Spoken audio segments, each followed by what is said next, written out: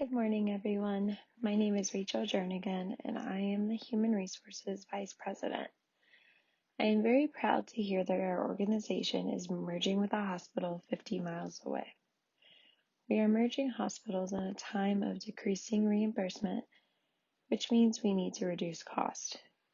Therefore, I am presenting you my plan to reduce the workforce at our hospital by 2%, which will reduce costs without negatively impacting patient care.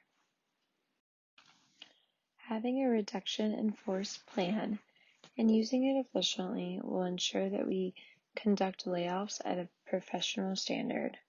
Doing so will also protect our organization brand image, minimize the negative impact on employees and patients, and also retain quality talent.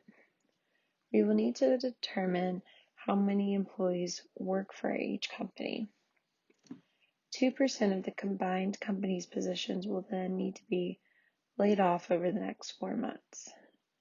Many employees will be required to take on combined roles and additional responsibilities. The lasting image will be more people who work hard will be given opportunities versus an image of the company putting money ahead of employee satisfaction.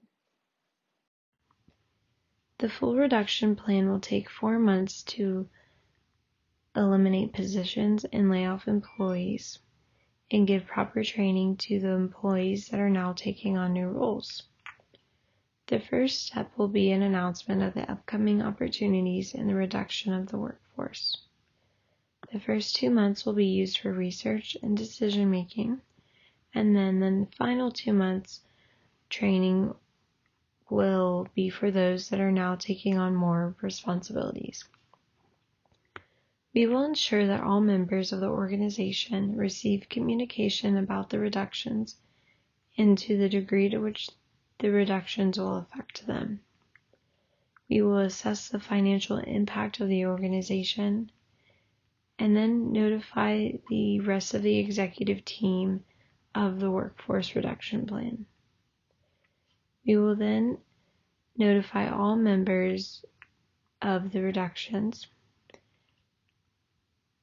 and then enforce a hiring freeze and lay off all temporary employees.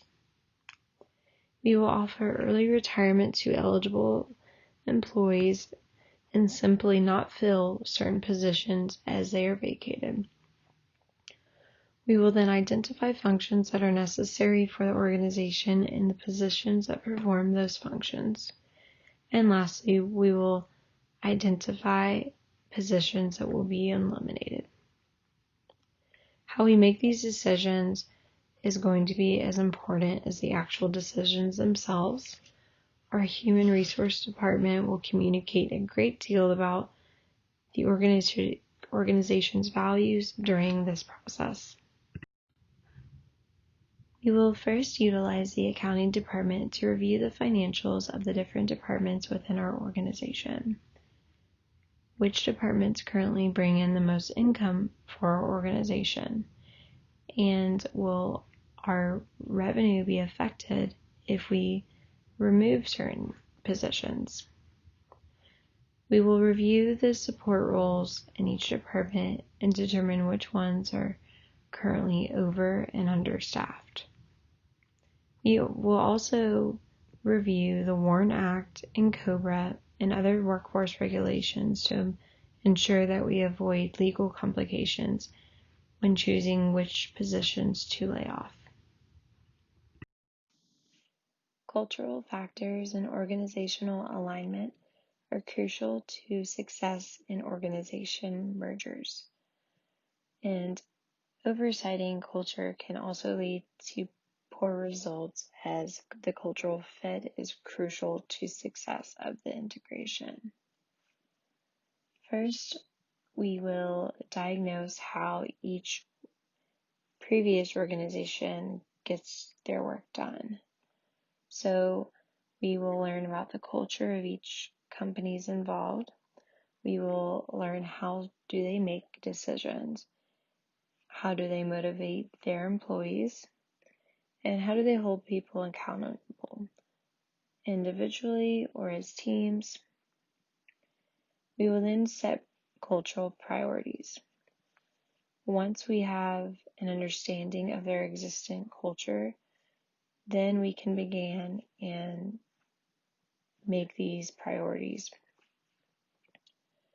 And then we will enforce and support change. So once we have a series of initiatives that have been identified, we will then work with, as a new company, and redesign daily practices, processes, policies, and models that will reflect the important cultural aspects as if these are going to stick to change. We will carefully weigh and measure the current organizational culture prior to the merger, as we seek to understand the differentiation between the merging organizations and the requirements that the organization will analyze by employee levels or tiers. We will use the competing values framework, as known as the CVF, which is a model that is used for understanding and characterizing organizational behaviors and beliefs. We will survey all employees by the following employee types, such as Tier 1, entry-level employees, Tier 2, supervisory level, and Tier 3, executive level. We will avoid all discrimination reduction in the force plan and ensure that the cuts are not made to any one race, gender, age, or religion as well. Having a good understanding of the labor market when making cuts is important to reducing the workforce. Currently, the unemployment rate is 3.5%. We will assist laid-off employees with professional references and guidance to find other employment. We will use this as an opportunity to research pay scales of different roles throughout the company as well. We will eliminate inefficiencies, such as less productive positions. Not every department will be affected as we analyze each group. We will also involve trusted employees. Employees don't necessarily have to be at the top of our hierarchy to be trusted with layoff decisions.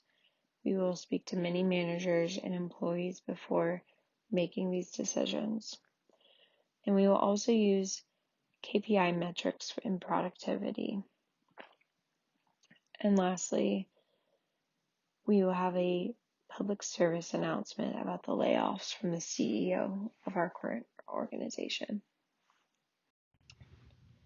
Thank you for listening to my presentation about our workforce reduction plan. If you have any questions or any feedback about our reduction plan, please email me at r.jernigan@usa.edu.